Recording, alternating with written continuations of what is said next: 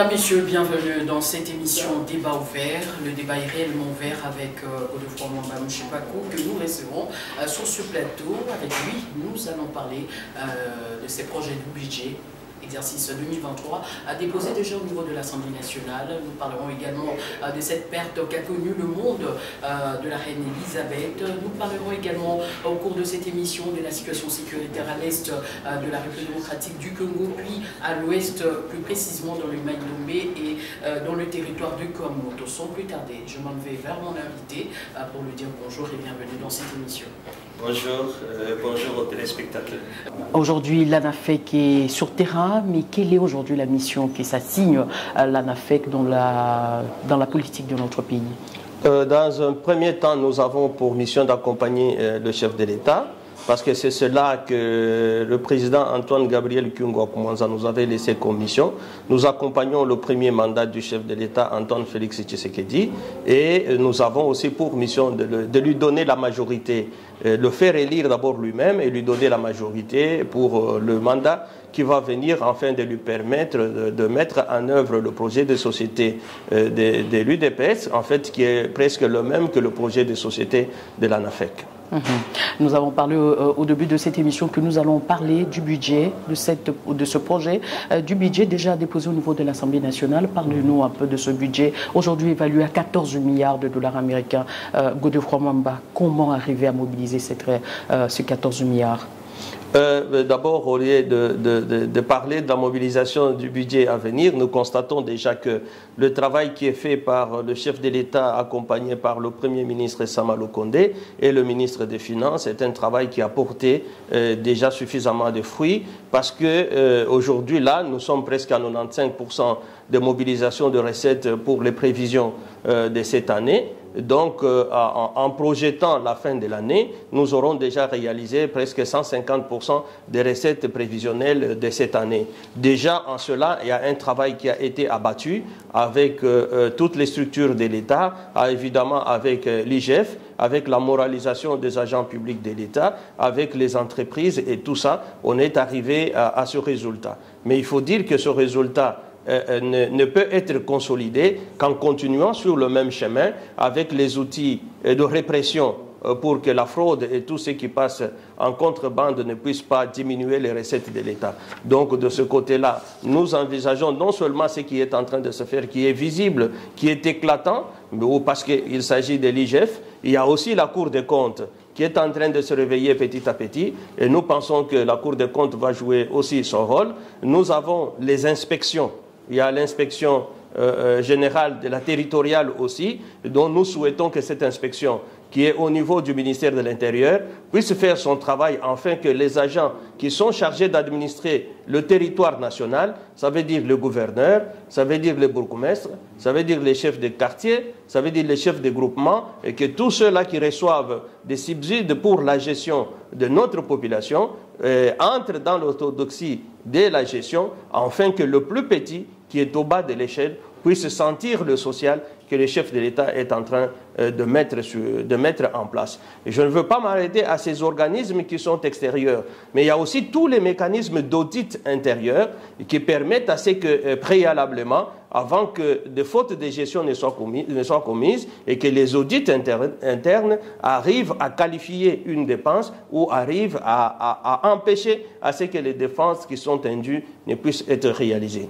Mais quand nous faisons quand même la comparaison avec le budget antérieur, est-ce que à quel taux est-ce que nous sommes arrivés à mobiliser le budget de 11 milliards de l'année dernière? Et aujourd'hui, si on peut parler en termes de pourcentage, c'est évalué à combien de pourcents? Non, aujourd'hui, nous avons dit que c'est déjà 95% des recettes, des prévisions qui ont été déjà récoltées. Donc, d'ici la fin de l'année, nous allons réaliser un taux record de 150% de la réalisation des recettes sur les prévisions du budget de cette année. Donc déjà, nous avons plus de 150% de réalisation, donc nous avons plus de 50% des recettes qui ont été réalisées par rapport aux prévisions du budget de 2022. Cela déjà est une performance. Une performance, mais si aujourd'hui on peut parler en termes de l'exécution de ce budget, quelle serait la priorité? D'abord, il faut constater que le budget qui a été de 2022, nous avons réalisé plus que de recettes. Parce que nous avons réalisé plus que de recettes, il y a des personnalités qui se sont demandées, dont l'ancien Premier ministre Mouzito, qui s'est demandé, qui a même proposé à ce qu'on fasse un collectif budgétaire, mais j'ai trouvé une bonne réponse que le ministre des Finances a donnée à cela, c'est que les 50% qui ont été récoltés en plus sont en train d'être affectés à des dépenses qui demain vont être des dépenses qui vont doper le social de la population. Parce que sur les 50% de plus, il y a d'abord une partie qui est consacrée à la dette intérieure. Donc, qui veut dire dette intérieure, veut dire les entreprises. Donc, et ces entreprises, si elles ont des subsides comme ceux-là, ils augmentent leur capital, c'est qu'ils engagent. Parce qu'ils vont engager, c'est que la population va avoir des ressources, lesquelles les ressources vont impacter sur le social. Et un autre tiers de ces 50% est consacré aux investissements. Et nous pensons que ces investissements sont très importants. C'est pourquoi nous pensons que les prévisions du social demain seront beaucoup plus atteintes parce que ce sont les investissements qui vont créer les entreprises, qui vont mettre en place les structures. Et ce sont toutes ces structures-là qui contribuent à l'économie de la nation. Et c'est cette économie de la nation qui va faire que la population trouve son compte. Et le dernier tiers est consacré au social. Et dans ce social, vous avez la gratuité de l'éducation de base, vous avez la maternité gratuite, vous avez la couverture médicale gratuite, et tout ça fait que finalement le premier mandat du chef de l'État Antoine Félix Tshisekedi est jugé positif au niveau de l'Alliance nationale de fédéralistes et kyunguistes. Mais sur le plan pratique, apparemment tout ce que venez d'énumérer là, ça ne se sent pas. Ça se sent évidemment. Ça se sent pas. Ça se sent peut-être parce que tout le monde n'est pas engagé. Mais pour ceux-là qui sont dans l'administration, ils savent très bien qu'il y a eu une augmentation significative au niveau des salaires. Ils savent aussi qu'au niveau de la fonction publique, il y a eu des mises en retraite qui aujourd'hui est en train de permettre l'engagement de plus de 10 000 personnes pour pouvoir être alignées par l'État. Et de ce côté-là, le social est en train de venir progressivement. Sauf qu'il ne faudrait pas que les gens confondent les choses. Dans une économie, tout ne se fait pas au jour le jour. Dans une économie, vous pouvez aujourd'hui investir, mais les productions vont venir crescendo jusqu'à ce que nous allons atteindre le social. Il est vrai que nous nous battons tous pour la justice sociale, mais il est aussi vrai qu'avant d'atteindre le social, il faut réaliser l'essor économique. Cet essor économique est une étape très importante sans laquelle notre économie va continuer à patauger. Mais regardez d'où nous venons. Nous avions un budget à l'époque de M. Laurent Désiré Kabila, nous avons pratiquement un budget de 500 millions de dollars. Joseph Kabila a laissé pratiquement un budget en dessous de 8 milliards. Aujourd'hui, 3 ans après, avec le président Antoine Félix Tshisekedi, nous sommes à 14 milliards. Donc ça veut dire qu'avant qu'il ne termine son mandat, nous allons dépasser les 20 milliards. Et si nous dépassons les 20 milliards, je pense qu'à ce niveau-là, déjà, la population va sentir gravement les effets des investissements qui sont en train d'être faits ici. Et il faut seulement regarder les choix économiques du gouvernement Samalou Kondé. Dans ce choix-là, d'abord, il faut reconsidérer tout ce qui va vers la production. Et vous avez vu qu'on a refait le code agricole. Parce qu'il n'y a pas un secteur plus porteur dans ce pays ou dans ce monde sans que ce ne soit l'agriculture. On a fait le code agricole. Cela va permettre à ce que les gros investissements viennent dans notre secteur agricole et permettent à ce que nous puissions arriver d'abord à l'autonomie alimentaire et puis par après à l'exportation. Nous avons aussi au niveau du secteur le plus porteur, le secteur minier, le secteur minier qui ne peut pas vivre sans le service géologique national. C'est ainsi que Mme Antoinette Samba Kalambay, qui a compris très bien ces enjeux, a pu mettre en chantier le service géologique national. Et vous êtes sans ignorer que ce service géologique national a fait adopter au gouvernement un plan stratégique de recherche géologique. Et ce plan stratégique de recherche géologique nous a amené à la signature d'un contrat de plus de 61 millions de dollars pour la recherche géologique au niveau du Kasaï, au niveau du Nord Katanga et au niveau du Nord Ubangi. Ce qui va permettre à ce que ces richesses qui vont être découvertes vont permettre à ce qu'il y ait des entreprises congolaises ou les entreprises internationales dans lesquelles les parts de l'État sont significatives, en sorte que notre population puisse retrouver son compte. Le secteur aussi porteur, que c'est le secteur minier, c'est celui des hydrocarbures. Vous avez vu que le ministre Boudimbo des hydrocarbures, dans son intelligence, il est arrivé à détecter ou à découper 30 blocs, dont 27 blocs des hydrocarbures et 3 blocs du gaz, pour pouvoir les mettre à la disposition des investisseurs, afin qu'ils viennent faire la recherche. La recherche dans le secteur minier, la recherche dans le secteur des hydrocarbures, le code d'investissement agricole, voilà les jalons que le chef de l'État, Antoine Félix Tshisekedi Tshilombo, et le gouvernement Sama ont pu mettre en place pour non seulement résoudre les problèmes d'aujourd'hui, mais pour prévenir le doublement du budget de l'État, afin que notre population puisse se retrouver et puisse bien se retrouver. Mais qu'est-ce qui fait qu'il y ait ce dysfonctionnement? Parce que vous venez d'énumérer ici le chapelet des bonnes intentions du gouvernement congolais en termes de budget. Mais selon certains analystes, ils pensent que tout ce budget va au niveau du salaire des institutions de la République. C'est vrai que les salaires des institutions de la République est une exigence de gestion, parce que vous ne pouvez pas avoir... Mais qui sont quand même budgétivores.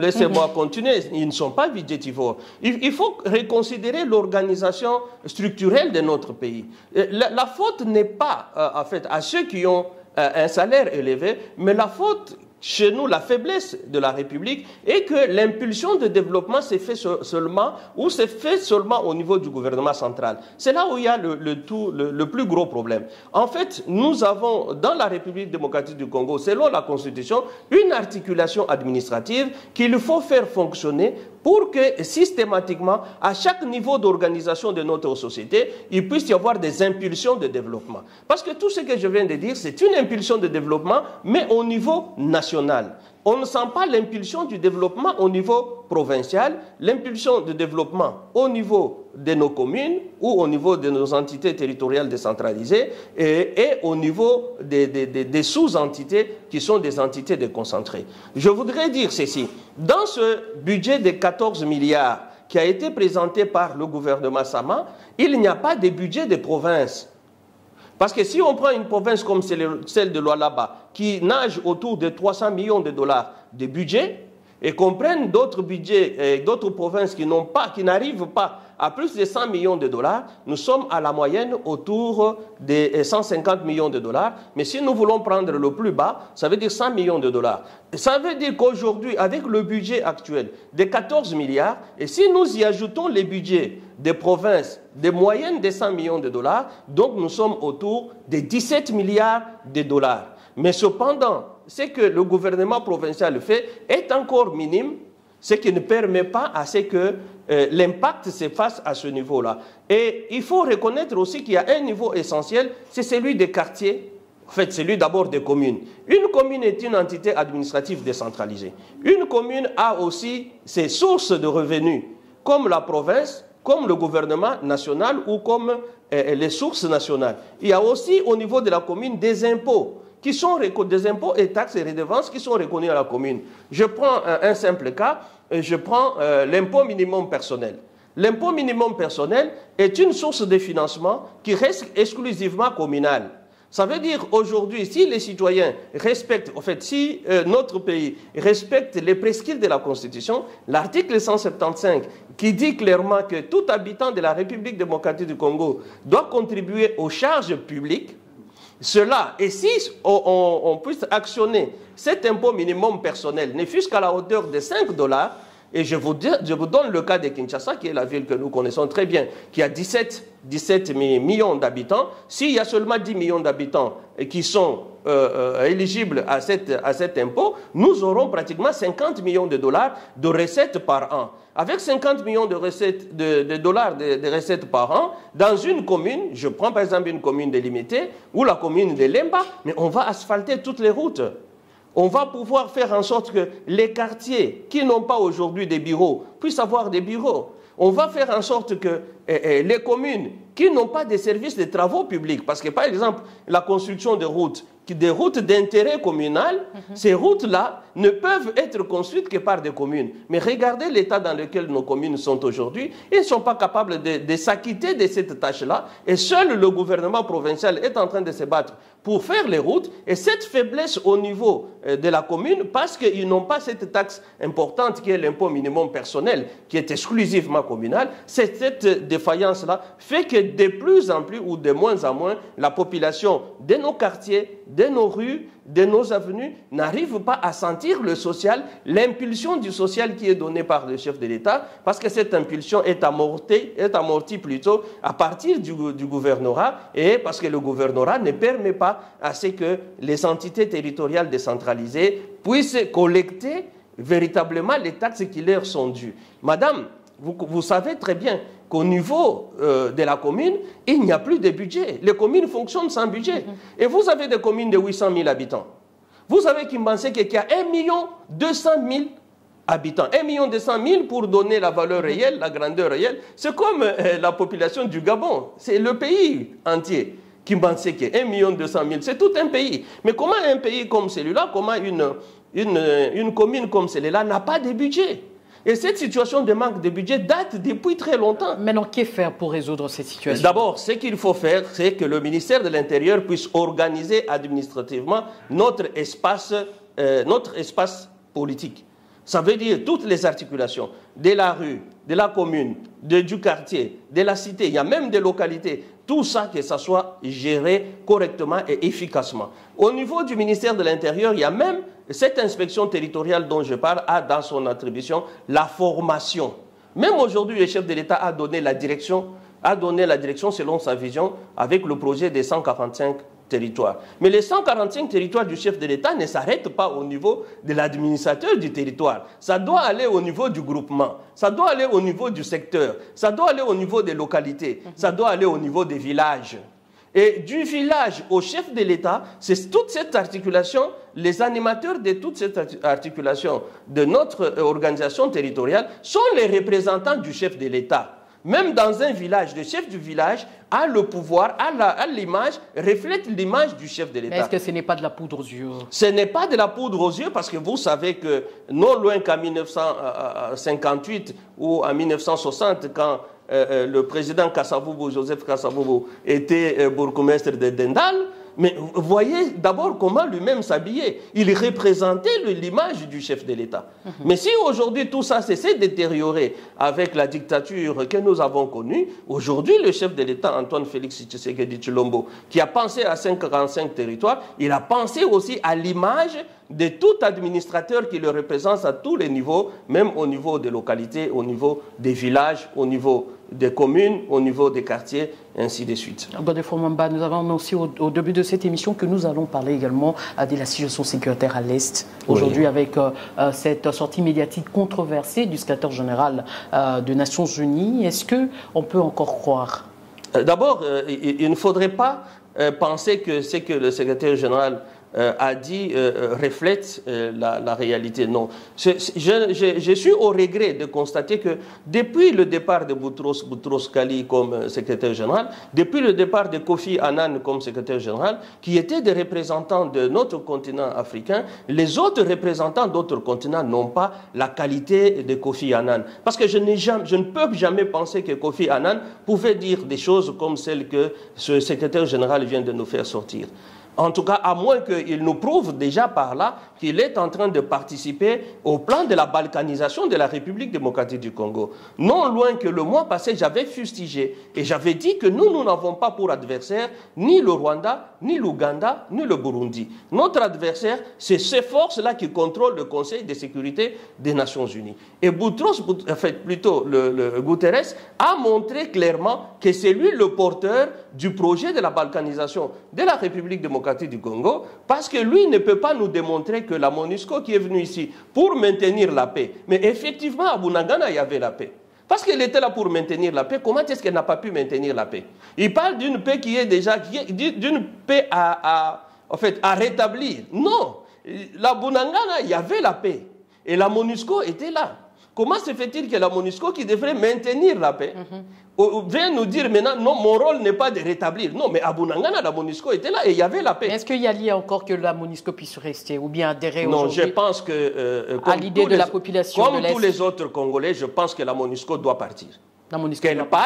Qu'elle parte pour nous permettre à ce que nous puissions nous organiser, même avec des flèches, même avec des instruments rudimentaires, nous allons vaincre ces gens-là qui sont en train d'envoyer des rebelles dans notre pays pour le balkaniser au nom d'un plan qui a déjà été conçu par les forces qui contrôlent le Conseil de sécurité des Nations Unies. Mais on avait vu tout le monde attaquer le président du Sénat, Bahati Lukwebo, quand il avait adhéré massivement à l'idée de la population de pouvoir mettre du pays les agents de la MONUSCO.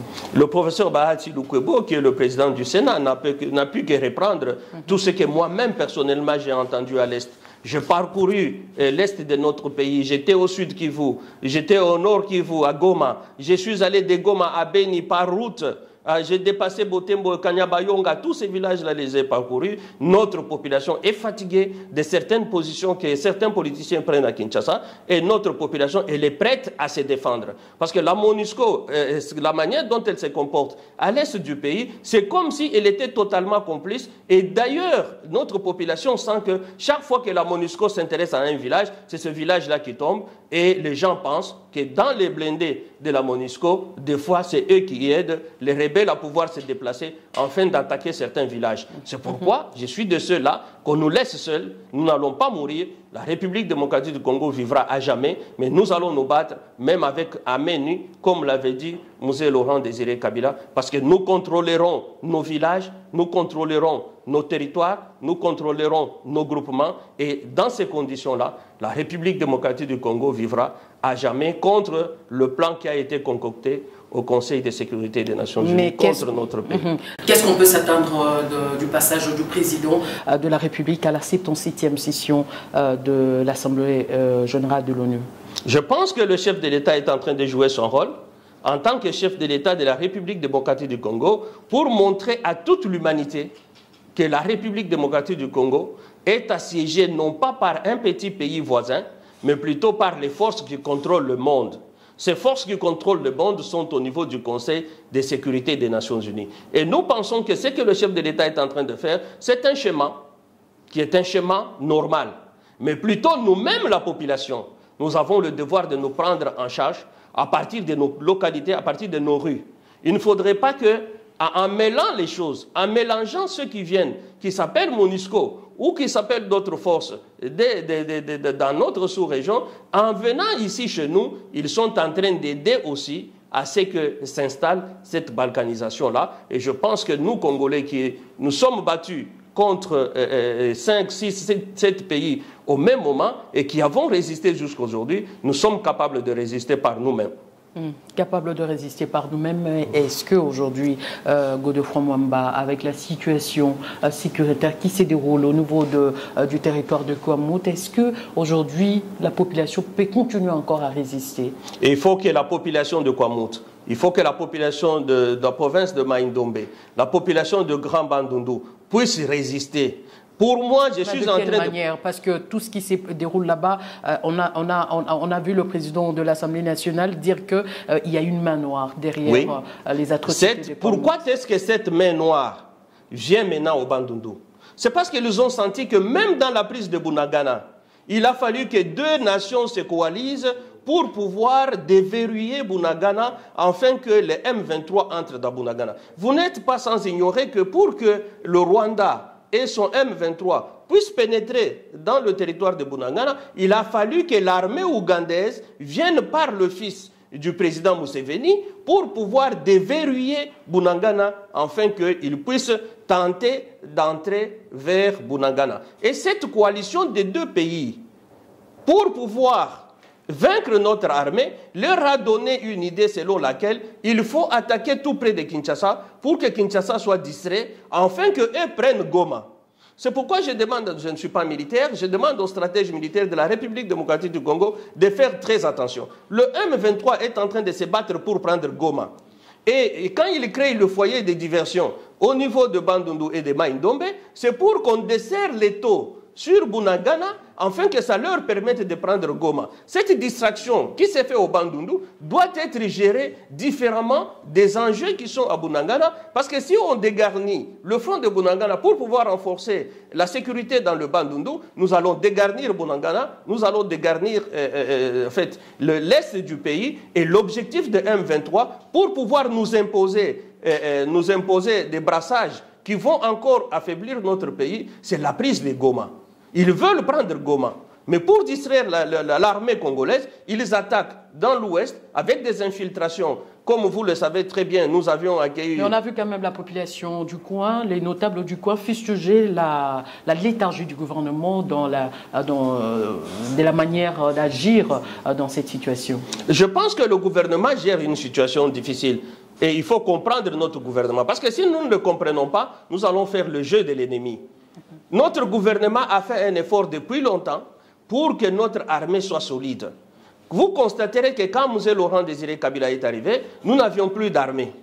Et qu'il a suffi de 6 mois pour que Laurent Désiré Kabila prenne le pouvoir à Kinshasa. Mais quand, en août, le 2 août, quand la rébellion a éclaté, à l'échec du coup d'État, vous avez vu qu'on nous a attaqués, mais on n'a pas pris Kinshasa. Non seulement qu'on n'a pas pris Kinshasa, nous sommes devenus petit à petit forts avec cette réunification de notre armée pour que nous soyons plus capables, nous ne soyons plus faibles, pour que les gens nous pénètrent jusque dans la profondeur du pays. C'est ainsi que quand le CNDP a attaqué notre pays, ils n'ont pas été capables d'aller au-delà de Goma. Et quand ils ont négocié par Goma, nous avions laissé, mais le M23 a été défait. Cette fois-ci, quand ils sont revenus, ils ne sont même pas à Goma, ils sont à Bunagana. Donc, ils connaissent eux-mêmes que notre armée est devenue très forte. C'est pourquoi le Conseil de sécurité des Nations Unies, dans son complot, refuse de pouvoir lever l'embargo qui a été monté par des grandes puissances contre la République démocratique du Congo. Je voudrais dire que le combat que nous menons, nous, ici, Congolais, c'est un combat de libération de toute l'Afrique. Ce n'est pas seulement un combat qui concerne la République démocratique du Congo, dans ce sens que s'ils arrivent à balkaniser le Congo, comme ils ont réussi à détruire l'URSS qui était une grande puissance, comme ils ont réussi à détruire la Yougoslavie qui est une grande puissance, comme ils ont réussi à diviser le Soudan, aujourd'hui ils sont en train de se battre pour diviser la République démocratique du Congo. Ils sont en train aussi de se battre pour pouvoir diviser même la Russie. C'est cette guerre de l'Ukraine qui n'est pas une guerre de l'Ukraine, mais c'est une guerre de grandes puissances occidentales contre la Russie, parce que la Russie refuse le dictat américain. C'est comme ça que moi je dis, certains chefs de l'État ont pris des paroles. Nous-mêmes aussi, étant un peu fatigués, nous lâchons pour dire, nous les Congolais ne sommes pas faibles. Non, nous les Congolais, nous ne sommes pas faibles. J'ai entendu même un président d'un pays voisin, je ne peux pas le citer, le Kenya, dire qu'eux, ils envoient les enfants pour venir mourir ici, et nous, les Congolais, en train de danser. Non, monsieur le président du Kenya, tout comme tous les autres qui prétendent être des intellectuels. Et ils ne savent pas que le combat que la République démocratique du Congo mène, le combat que les fils congolais mènent, c'est pour la libération de l'Afrique. Ce n'est pas un combat seulement pour la République démocratique du Congo. Donc, que les voisins viennent nous aider, ils sont en train de s'aider eux-mêmes, parce que la faiblesse de la République démocratique du Congo, ça sera la faiblesse de l'Afrique. Et ils sont conscients qu'en 2030, 2050, la population africaine atteindra le 1/4 du monde. Et c'est ce combat qu'on est en train de mener. Et nous, vaillants Congolais, nous sommes en train de nous battre pour résister, non seulement dans l'intérêt du Congo, dans l'intérêt du monde libre, dans l'intérêt de l'Afrique. Nous tendons tout doucement vers la fin de cette émission. Godefroid Mwamba, oui. Hier, nous avons vu tout le chef d'État du monde se réunir autour des obsèques de la reine. Et la RDC a été également représentée. Quel est aujourd'hui votre point de vue par rapport à ces obsèques et quelle est l'image que nous pouvons garder de cette reine qui vient de laisser le monde? Madame, il faut d'abord ici me laisser me moquer de ceux qui s'appellent chefs de l'État africain, mais qui en fait se comportent comme esclaves en fait, au deuil de Margaret Thatcher. Je ne peux pas comprendre qu'un président d'un pays... D'Elisabeth. Oui, d'Elisabeth plutôt. Je ne peux pas comprendre qu'un président d'un pays africain puisse être entassé dans un bus afin d'aller faire une procession devant le cercueil d'Elisabeth. Mais ça donne quelle image? Le seul président qui est passé avec sa limousine, c'était le président américain. Mais pourquoi doit-on continuer à nous comporter comme des esclaves pendant qu'on est en train de nous ridiculiser? Tous les chefs de l'État dans un bus, en train d'être convoyés pour aller s'incliner sur la dépouille mortelle qui n'a aucune signification, pendant qu'il y a des millions de morts qui sont morts au Congo ici. Heureusement que le chef de l'État, Antoine Félix Tshisekedi, nous a honorés pour ne pas aller s'incliner devant ce cercueil-là. Ça, c'est d'abord la première chose, mais le cercueil lui-même symbolise qui? Élisabeth II symbolise quoi? Mais il symbolise la domination du monde. Si aujourd'hui notre monde est injuste, mais c'est à cause de la culture anglaise, à cause de ceux qui pensent qu'ils ne peuvent établir des rapports avec d'autres humains que des rapports de domination. Et vous avez constaté que la royauté britannique, depuis sa fondation, est en train d'implémenter dans le monde cette injustice. Et cette injustice est perceptible quand vous voyez ce que cette royauté a noué comme relation avec les royautés du Golfe. Vous allez comprendre que tout le pétrole qui est puisé au niveau du monde arabe, du Golfe, tout ce pétrole-là n'est pas au service des populations du Golfe, c'est plutôt au service de la reine et du mécanisme capitaliste qui a été mis en place. Et quand vous constatez pour nous, les Africains qui sommes ici, je ne peux pas comprendre que cette reine qui représente l'esclavage, parce que la reine Élisabeth II est la continuation de ses arrière-grands-pères qui ont vendu nos grands-pères en esclaves comme des objets. Des objets avec des chaînes qui ont été maintenus autour des cous et des pieds, et nous avons été vendus. Pendant qu'Élisabeth II, qui n'a jamais demandé pardon pour cet acte-là, nous allons aujourd'hui pour l'honorer. Et cette même Élisabeth II qui représente la royauté britannique, qui ne sait pas ce que cette royauté a fait en Inde avec l'esclavage? Qui ne sait pas comment est-ce que, au niveau de l'Amérique, tous ces Indiens-là ont été exterminés? Aujourd'hui, l'Amérique appartient aux Occidentaux. Depuis quand cette Amérique était une Amérique des Occidentaux? C'était une Amérique des Indiens. Mais comment a-t-on fait pour exterminer tous les Indiens? Exterminer tous les Canadiens d'origine? Et aujourd'hui, ce sont des Occidentaux, ce sont des empires qui sont sous le règne de la royauté de la Britannique. Quand vous allez au niveau de l'Australie, aujourd'hui, on les appelle les aborigènes. Mais en fait, ce sont les originaires de l'Australie. Et c'est devenu aujourd'hui des terrains qui ont été rasés et exterminés par la royauté britannique. Mais Dieu merci, le monde ici, si tu domines aujourd'hui, il faut être sûr que tu ne domineras pas demain. C'est ainsi que Dieu nous a donné un puissant message. La reine est morte après 2 jours. 2 jours après l'investiture du gouvernement britannique. Mais regardez ce que Dieu nous donne comme leçon à travers ce gouvernement britannique. Vous allez constater que 7 grands ministères sont dans les mains de ceux qui ont été vendus ou ceux dont les grands-pères ont été vendus. Vous allez trouver aux finances, qui est un des grands ministères. Vous allez trouver M. Kwasi, qui est un Africain.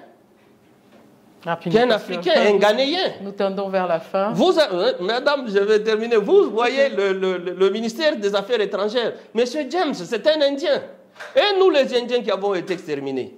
Et nous, les Noirs qui avons été vendus. Mais tous, aujourd'hui, c'est nous qui dirigeons le gouvernement de la Grande-Bretagne. Et elle qui n'a pas pu demander pardon. Est-ce que ce n'est pas une manière pour elle également de demander pardon en mettant tout ce monde-là dont vous venez de citer dans Nous ne voulons pas d'un pardon tacite. C'est vrai qu'au niveau de la Grande-Bretagne et au niveau de l'Angleterre, Tony Blair a pu demander pardon pour l'esclavage, mais c'est une demande de pardon qui n'est suivie par aucune réparation.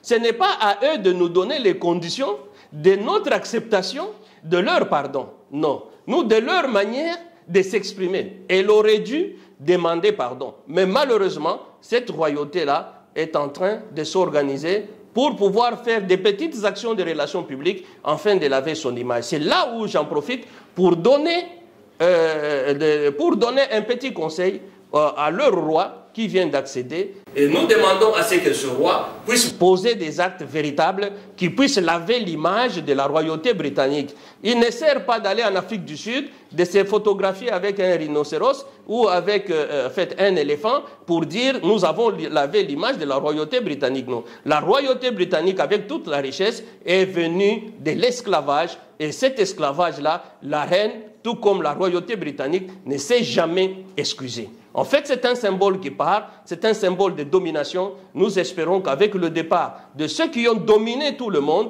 nous allons faire un effort pour que demain, le monde soit un peu plus juste. Madame, si vous constatez qu'aujourd'hui, tout le monde a des armes, il y a la course à l'armement, c'est parce qu'on ne pense qu'à être dominé ou à être dominateur. Et c'est ce qui fait que notre monde aujourd'hui est injuste. Mais demain, si nous avons un autre schéma de pensée, autre que le schéma de pensée qui nous a été implémenté par la culture britannique, nous pensons qu'en ce moment-là, le monde sera un peu plus juste et nous allons vivre en paix. Merci Godefroid Mwamba d'avoir répondu à notre invitation. Je crois que c'est votre dernier mot.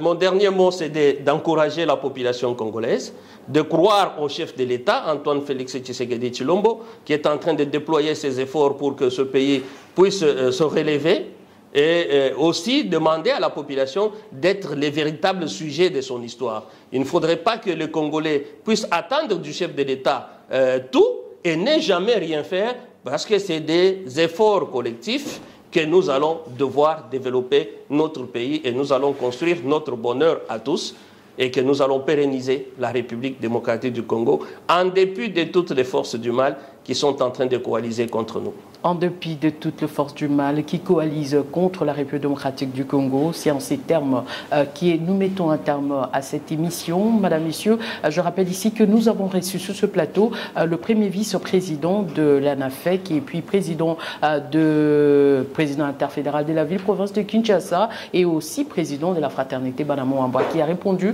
un peu à toutes nos questions liées à l'actualité. Donc je crois que ça ne sera pas pour la première fois. Je crois que le plateau est grandement ouvert. Pour lui, prochainement, nous allons le recevoir pour un autre numéro et avec d'autres sujets. Merci à vous tous de nous avoir suivis de partout à travers le monde. Restez branchés en compagnie de la télé démocratique. Au revoir. Au revoir.